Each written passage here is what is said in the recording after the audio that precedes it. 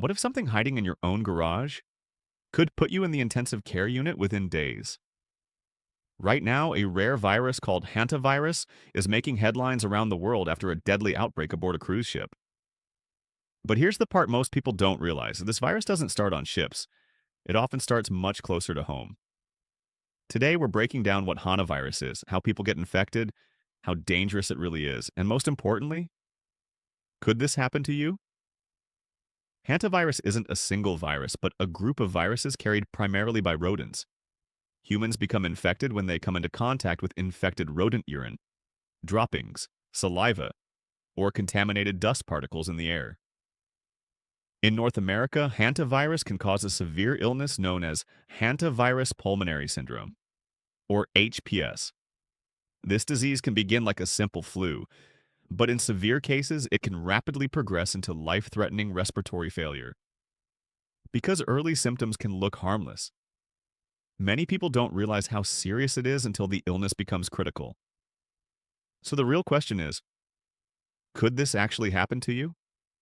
The uncomfortable answer is yes. And for many people, exposure doesn't happen deep in the wilderness. It happens at home. Imagine opening your garage after months of not going inside. Maybe there are old boxes, tools, holiday decorations, bags of pet food, and maybe signs that mice have been there. Tiny droppings, dried urine, small nesting materials hidden in corners. Now imagine sweeping that area, moving dusty boxes, or using a leaf blower.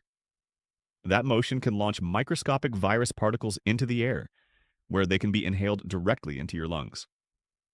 That's one of the most common ways hantavirus infections happen.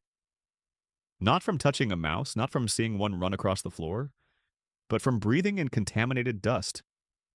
Cabins, sheds, barns, garages, crawl spaces, and storage units are all common risk environments.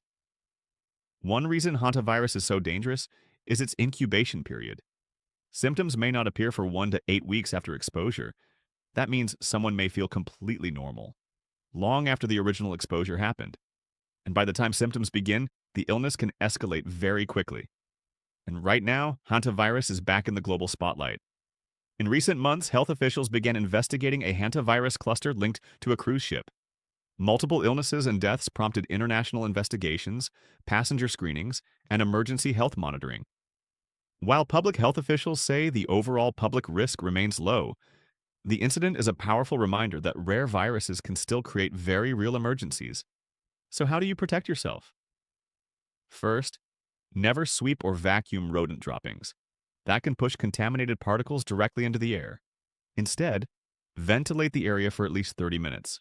Wear gloves, use disinfectant, completely soak droppings and contaminated materials before removal. Seal entry points around your home.